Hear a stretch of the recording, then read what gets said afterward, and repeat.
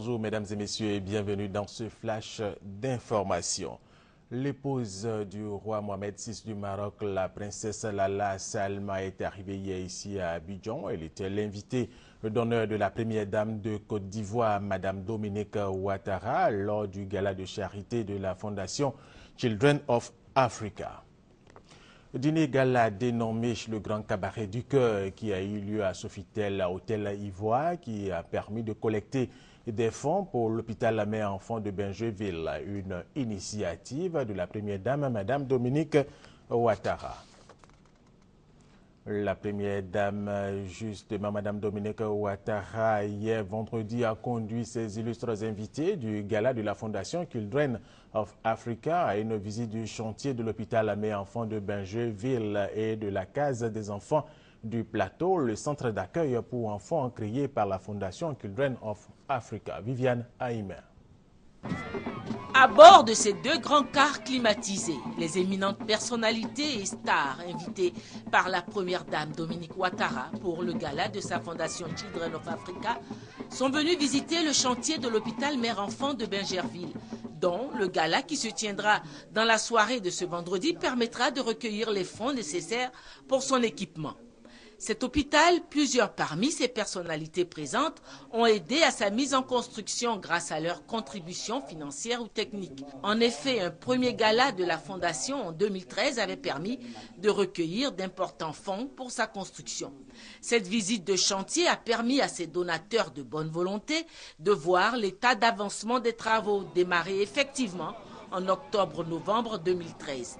Ainsi, en 4 mois, l'imposant bâtiment est déjà sorti de terre et a déjà pris forme. Le maître d'ouvrage a rassuré les visiteurs que les travaux vont se poursuivre sans interruption car il n'y a aucun blocage au plan financier.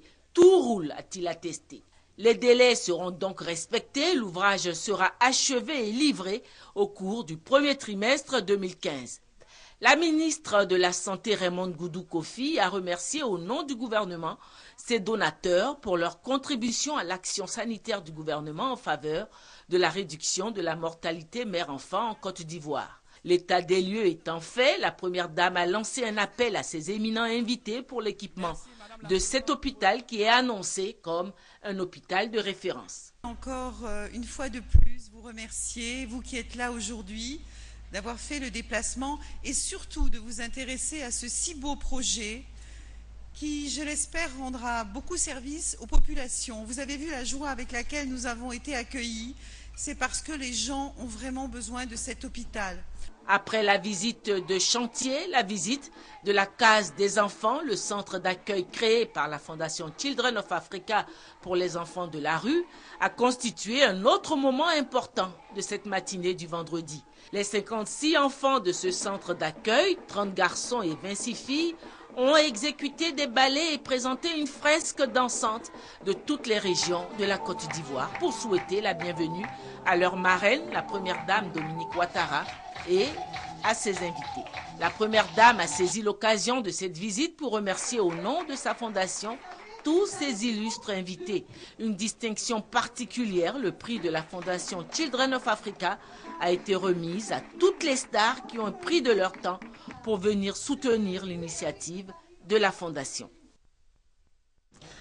Autre sujet, ce samedi, le monde entier célèbre la journée mondiale du consommateur. Le thème retenu pour cette 31e journée est « Fixons nos droits en matière de téléphone ». Pour cette journée, le ministre du Commerce, de l'Artisanat et de la Promotion des petites et moyennes entreprises, Jean-Louis Billon, a fait le point sur la situation des droits du consommateur pour l'année écoulée et annonce qu'en 2014, cette année donc, des actions seront menées pour améliorer le quotidien des Ivoiriens. Hors de la Côte d'Ivoire, la Cour d'assises de Paris a rendu hier vendredi son verdict dans le procès historique de Pascal Sibikangwa, le premier Rwandais à être jugé en France pour son implication dans le massacre de 800 000 Tutsis et Hutus modérés entre avril et juillet 1994. Au terme de ce procès historique sur le génocide rwandais, l'ex-capitaine rwandais Pascal Sibikangwa a été déclaré coupable de crimes de génocide, de complicité, de crimes contre l'humanité. Il écope de 25 ans de prison.